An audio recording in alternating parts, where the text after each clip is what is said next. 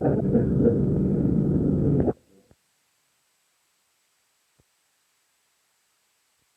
started the war in the Philippines with the advantage pretty well on the side of the Japanese. They had the strategic initiative, and plus they had a lot of numbers on us.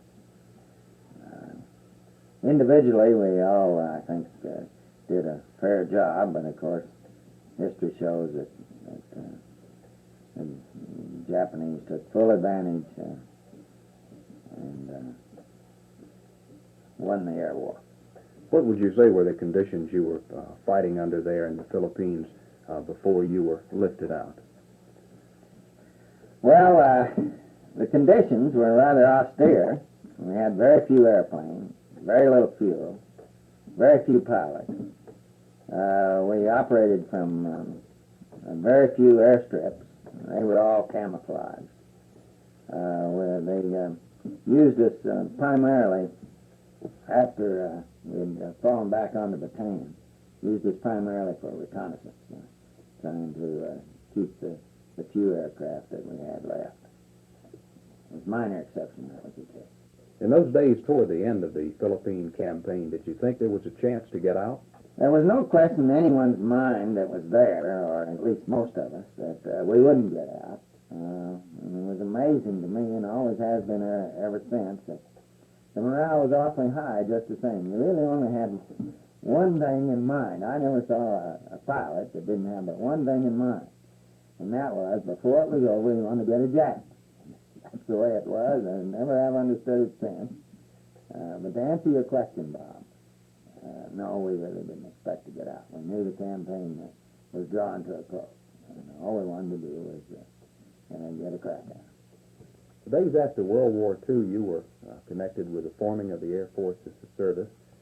Since that time, and still going on, is the debate over the role of the tactical aircraft versus strategic. Now we're in Vietnam, and tactical fighters are important there. What do you think we've learned about the different role of the strategic bomber and the tactical fighter? Well, Bob, I'm not sure of the word. What have we learned about tactical aircraft versus strategic aircraft? I've been associated with the leaders of the Air Force, and been assigned to the Joint Chiefs of Staff, and been on the Air Staff. And the doctrine that these leaders and their key planners and programmers have always had was that there was an aerospace team always involved, and strategic air had its place, and tactical air had its place, and if we learned anything in Vietnam, it is that that's still the case. Now, there have been refinements of aircraft, there have been refinements of techniques, there have been improvements of training, there have been added buys because we needed a few more aircraft, but the basic doctrine of strategic, tactical, and air defense has been proven to be sound. That's what I heard. So if you could call that a learning process, why, yes, we've learned that the doctrine of our predecessors were correct. 14th, of course, is one of our most famous air forces. Now here you are at Gunter Air Force Base. What is your particular mission here? Of course, I'm awfully proud to be allowed to command the 14th, which had its start in the very austere days of the volunteer group in China. Its mission then was the defense of China against the Japanese. They did that job. And while we are recently reactivated in this Flying Tiger 14th Air Force, the mission is exactly the same. And that is to defend this country against the enemy. Now, my command embraces the whole South and Southeast over 12 state areas. The job's more difficult. It's more serious than even in the China days. But the mission is still the same, to prevent the enemy from attacking this country. Well, this is an especially important job with Cuba, 90 miles south of us. It surely is. For the first time in our nation's history, we have a country sitting extremely close to our front door who is our recognized enemy. By the time that World War II had commenced, the United States Air Force, and of course the Army Air Corps, U.S. Army Air Corps, had developed the theory of strategic bombing. And this actually forms the basis for all of the strategy of the U.S. Air Force today. We flew them under a little bit different conditions then than they are flown now, simply because we were, certainly in the early days of the war, were flying under what could be termed as field conditions out in the Philippines and Java and Australia. In essence, though, they're not much different than the conditions that fighter bombers are being flown in Vietnam today, in general, in the same country, same type of country, all throughout Southeast Asia. But of course, as far as performance is concerned, bomber operation has changed completely, because we can do so much more with the longer-legged, higher-speed aircraft that we have today than we could back in the days of World War II, and for that matter, following World War II. The only reason we were operating from places like the Philippines, and later on as we came back up from toward Japan from Guadalcanal, and later on back into the Philippines and Okinawa, was because we couldn't reach the targets that we desired in the heartland of the enemy from bases any further away. So we engaged in the famous island hopping campaigns of those days to develop bases from which to strike the heartland of Japan. With the lessons we're learning in Vietnam, isn't the tactical fighter and its capability becoming more important? It's an interesting thing about Vietnam. We, of course, have a national fixation on Vietnam at this moment, because so much of our national effort goes into that conflict over there. One thing that we as Americans are likely to lose sight of is the fact that the only reason there is a Vietnam is because we have attained and maintained a strategic superiority which will enable us to work below a nuclear umbrella. The strategic deterrence works from the top down, and of course we seek to keep any would-be aggressors deterred at the highest levels of conflict.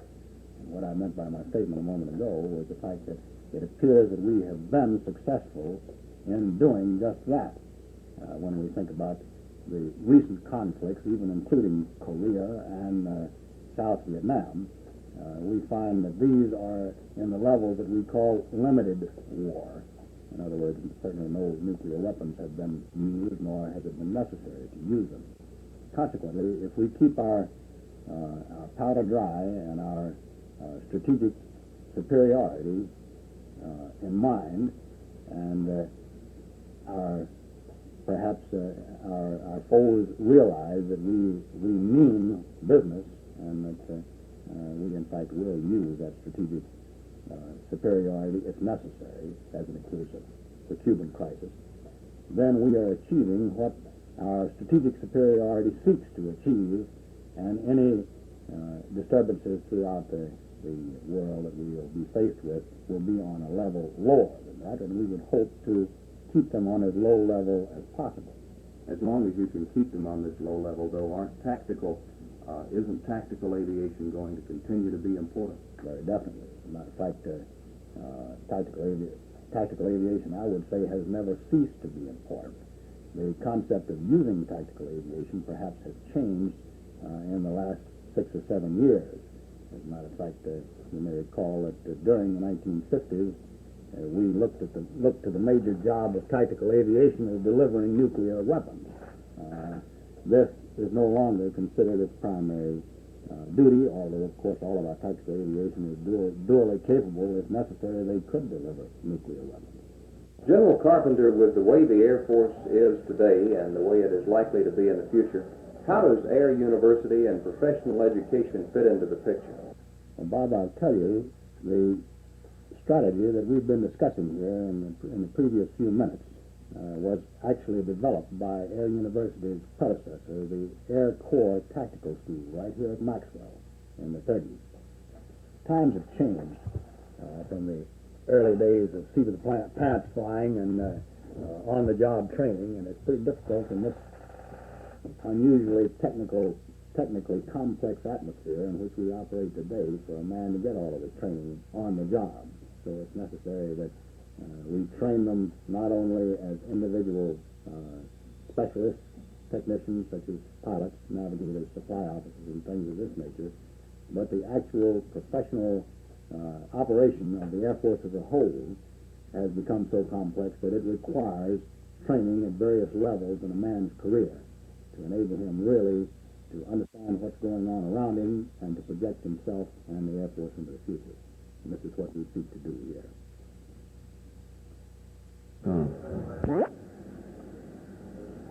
13 people.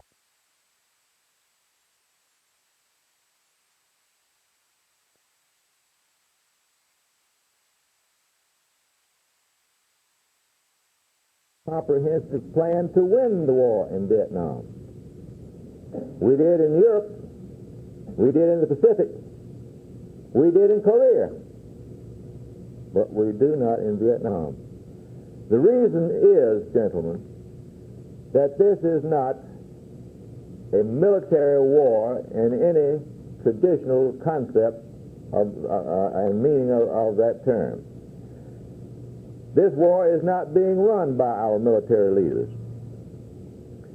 The targets that are bombed in Vietnam, whether it be in North Vietnam or South Vietnam,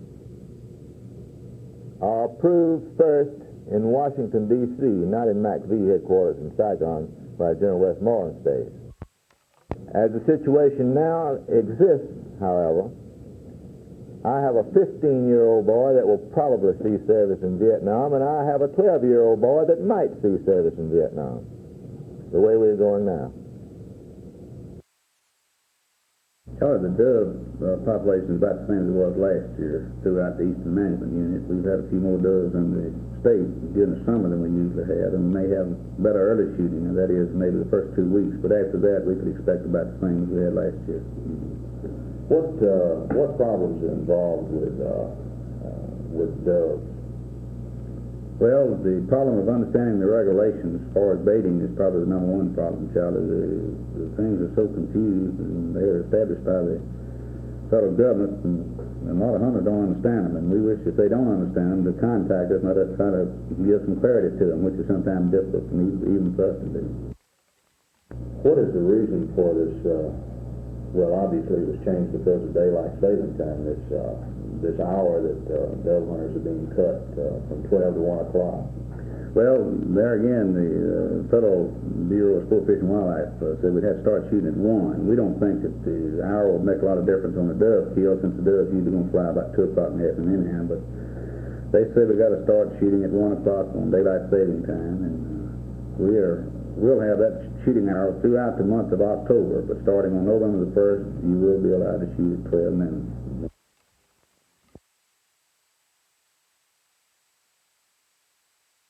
Eight people lost their lives during the past weekend on the rural highways in Alabama. 65 people were injured, and your Alabama state troopers investigated 150 accidents. Football season is here and will be here for some time. This means there will be high school games Thursday, Friday, and Saturday nights. There will also be college games throughout the state every weekend. This means our highways will be congested with traffic. Please obey all traffic laws. The state troopers will be out in full force trying to make our highways safe. You can expect radar to be used extensively throughout the football season. Your cooperation and safe driving will certainly be appreciated. Well, I'll tell you first, we have no overall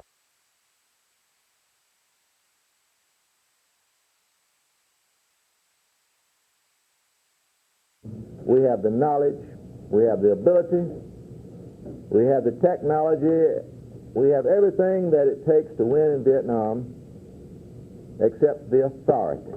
As I said at the beginning, there is no long-term comprehensive plan to win in Vietnam. I asked the Undersecretary of State Ball, William Bundy, Mr. Secretary, if we are 100% successful in Vietnam, if we achieve everything that we wish, where will we be and what will we have accomplished? His answer, in effect, was that we would be exactly where we started. Now, this scares me. This scares me because I am most apprehensive that there is entirely too much direction, control, and authority vested in the executive and through him in the Secretary of Defense, because, after all, our Secretary of Defense is not infallible. As has been said, he built the first Edsel, and Secretary Rusk bought it. Operation Drought officially started Sunday afternoon with briefings throughout the state at designated locations. We began business bright and early Monday morning. By use of explosives and hacks, we've made a great contribution towards this effort.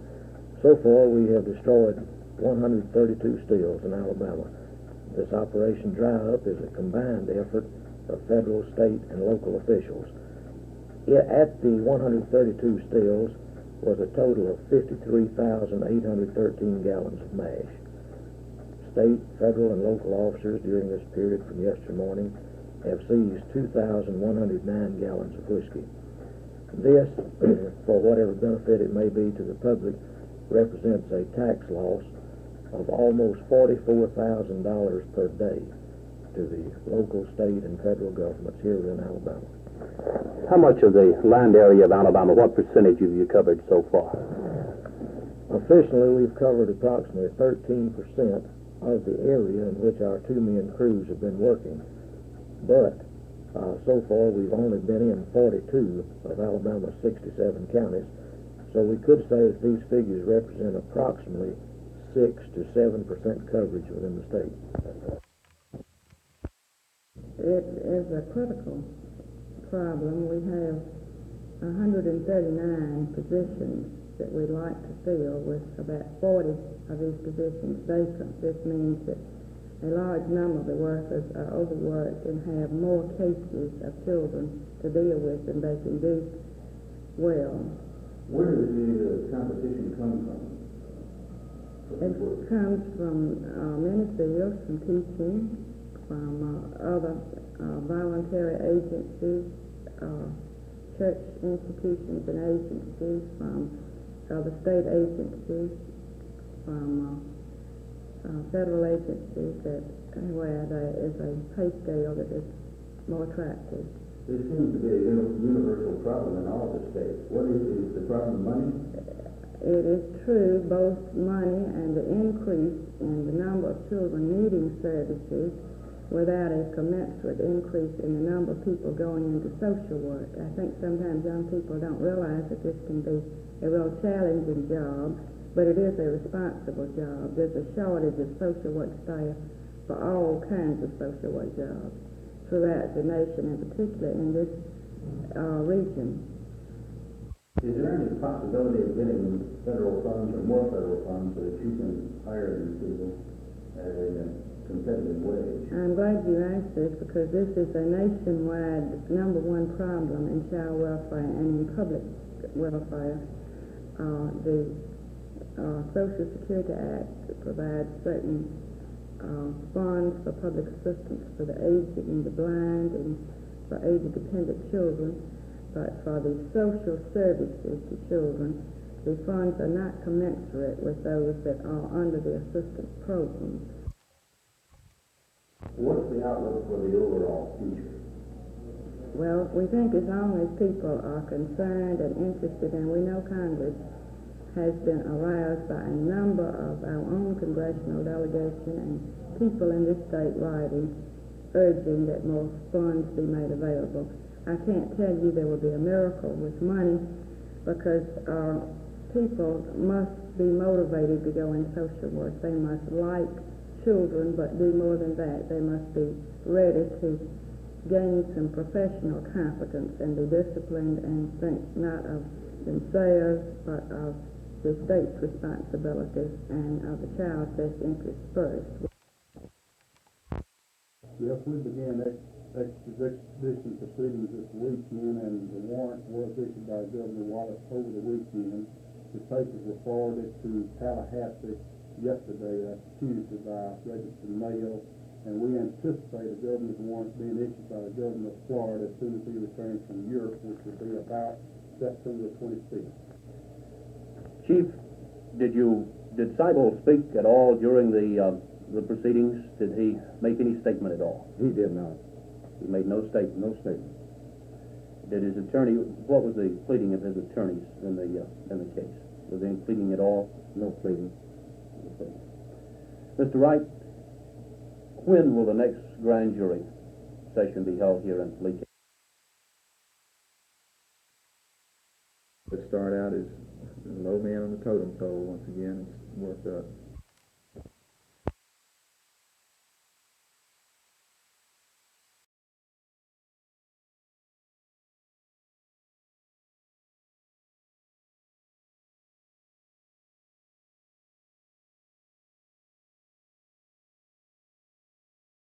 One is character, and if you know your weaknesses and overcome them, then you have character.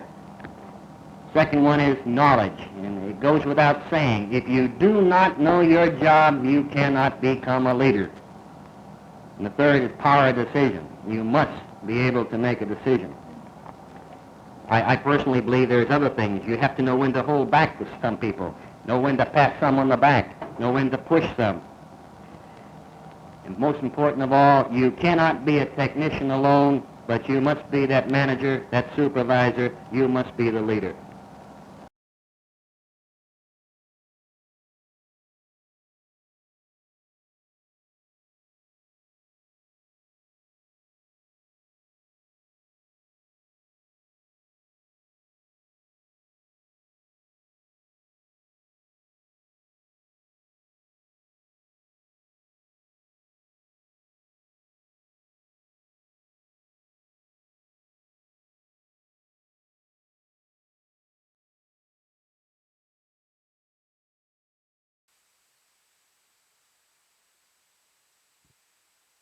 Our purpose for being there in Florida was to attend a hearing where this subject was turned over, Seibel was turned over to the state authorities of Florida by the federal authorities.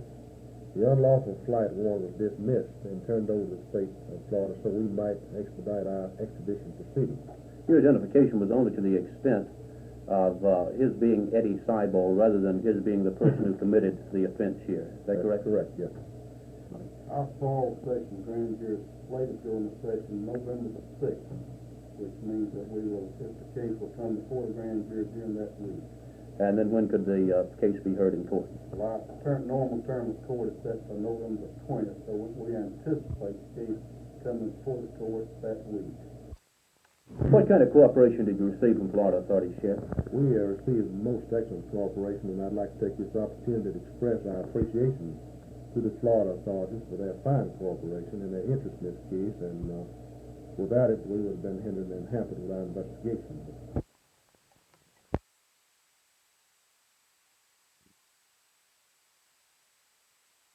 I hope they will be able to solve their problems.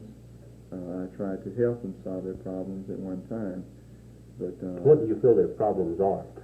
This is a broad subject, but as you can limit it. Yes.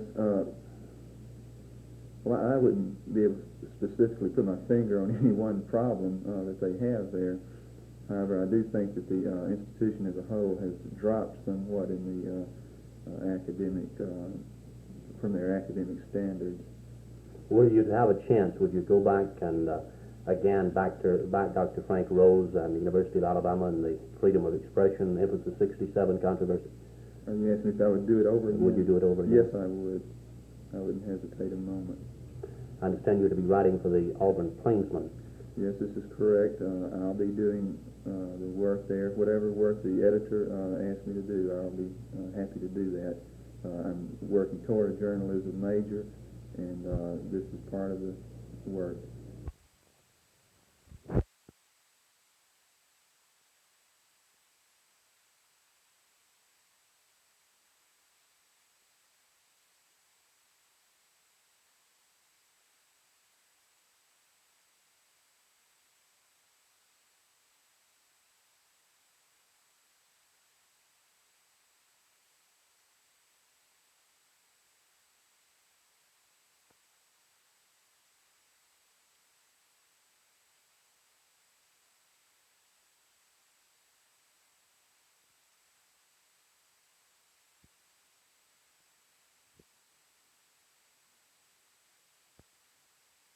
The United States Chamber thinks that the time has come for us to do something about the immense amount of labor strife that we're going through right now.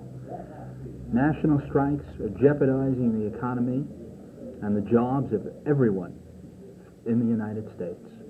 Vital industries, the police force, the teachers are also going on strike now, and we feel that something has to be done to settle down these disputes. Part of the answer, we think, lies in the fact that unions have excessive power at this point. An imbalance has resulted over the years because the law has consistently granted them privileges and immunities. The time has come, I think, to impose some responsibilities on them. How do you intend to go about this? Well, the Chamber of Commerce has a specific number of proposals which is coming forth with now in its labor law reform program. This program concerns itself with both the rights of employees and the rights of employers in the bargaining picture. What we want to see, essentially, is greater democracy in unions for workers. Now, isn't this the job of the NLRB? Well, the NLRB has failed completely to protect the rights of employers and employees. They've made themselves a political tool. They've let themselves become a political tool. And what we think this country needs is an impartial judge, not a political agency that varies from one day to another with its decisions. We want a fair, impartial judgment of these issues. If they go against an employer, fine. But as long as we get a fair trial, that's what we're looking for. We think perhaps there should be a labor court system established, or else the jurisdiction over unfair labor practice cases should be placed in our regular court system rather than having a political agency decide these issues.